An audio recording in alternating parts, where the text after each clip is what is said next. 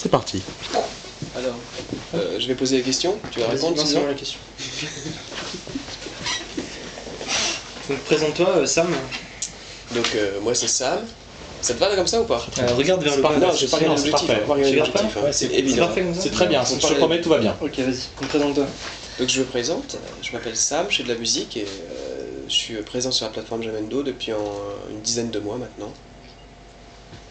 Pourquoi est-ce que tu as choisi de diffuser ton album sur Jamendo? Ce que j'ai cherché avant tout, c'est diffuser ma musique. Et Jamendo, c'était une bonne opportunité pour diffuser ma musique et ma musique dans le monde du libre.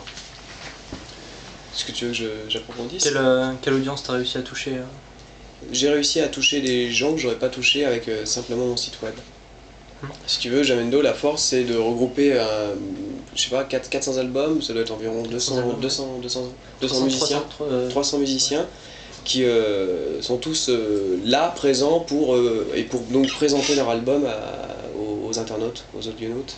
Et ça, c'est vraiment une force, ça va permettre de toucher des gens qui écoutent du Loda, ils vont peut-être aussi écouter du Sam pour le coup, et c'est une chance de diffusion que j'aurais pas tout seul, simplement avec mon site web. D'accord, mais c'est pas des gens bloqués dans une catégorie qui écoutent que le même genre de musique Non, mais c'est ça aussi la force de Jamendo et plus généralement de la musique libre, c'est que la musique libre elle n'est pas formatée et on va pouvoir découvrir plein d'univers, des univers riches et variés, c'est un peu con comme réflexion, mais riches et variés. Par là, j'entends quoi par là? C'est que les gens qui écoutent de la musique libre ont une oreille très ouverte. Ils sont prêts à écouter du rock, du pop, de la musique plus contemporaine, plus instrumentale, plus expérimentale. Et ça, c'est vraiment merveilleux. Je l'ai vu au cours des derniers mois, là, justement sur Jamendo. On a bien vu qu'au début de la plateforme, c'était essentiellement du rock un peu bourrin qui réussissait à séduire les gens.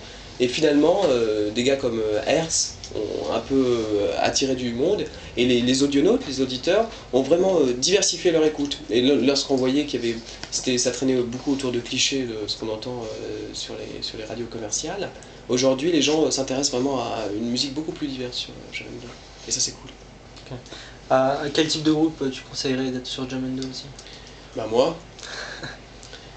Puis bon, les copains. Donc Thierry. Les vrais copains. Non, attends. Ah oui, moi aussi, je conseillerais DJ Goblin. Avant tout.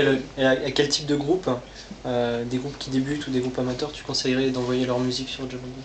À tous les types de groupes.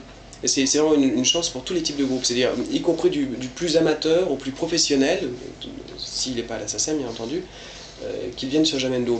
Pour le plus amateur, celui qui fait sa musique du dimanche comme ça lui permet de faire écouter sa musique, d'avoir des retours critiques intéressants. Pour le super professionnel, ça lui permet naturellement d'avoir une super exposition pour sa musique. S'il veut se professionnaliser, c'est sûrement une chose merveilleuse de pouvoir faire écouter à plein de gens, à toute la communauté Jamendo sa musique. Et pour des gens qui sont entre les amateurs et les professionnels, ça leur permet de tester leur musique, de se rendre compte s'il y a un retour client, en tout cas s'il y a des gens qui sont prêts à les écouter, à les suivre, à accepter ce qu'ils disent et ce qu'ils proposent comme musique. Voilà. D'accord. Donc Jamendo t'a apporté des auditeurs, mais en termes de retour et d'opportunités, qu'est-ce que ça t'a apporté? En termes de retour et d'opportunités. En termes de rencontres, de critiques, d'avis sur ta musique. Voilà, alors, l'avis sur ma musique, moi, ça m'intéresse sans plus. Par contre, j'ai pu rencontrer des gars comme Eric ou Antoine. Donc Eric fait partie du groupe Lona, qui est aussi à écouter. Antoine fait partie de Binary Mind, qui est donc aussi à écouter sur Jamendo. Donc ça m'a permis de rencontrer des gens de la musique, et des gens qui sont plus ou moins dans le même état d'esprit, c'est-à-dire de faire de la musique, ce qu'on appelle généralement de la musique libre. Et ce que j'appelle généralement de la musique libre, c'est pas de la musique libre au sens du logiciel libre, c'est de la musique libre parce que le mode de diffusion est libéré des contraintes commerciales imposées actuellement par les majors et la SACEM. Ok. Selon toi, qu'est-ce qui manque encore à Jamendo? Mon prochain album. non, j'arrive plus sérieux. Ce qui manque à Jamendo, ouais, c'est une possibilité de... Mais c'est ce que je disais tout à l'heure en réalité, c'est de pouvoir vraiment décrire soi-même son univers musical, montrer aux autres ce qu'on aime comme musique sur la plateforme, Ça, c'est un premier point. Et c'est aussi pouvoir relier tous les groupes entre eux. C'est-à-dire, moi j'ai envie de dire à ceux qui m'écoutent que j'aime bien DJ Goblin. Alors je le mets dans les gens que j'aime bien. Ok. C'est quoi le dernier CD que t'as acheté? Question piège. Putain.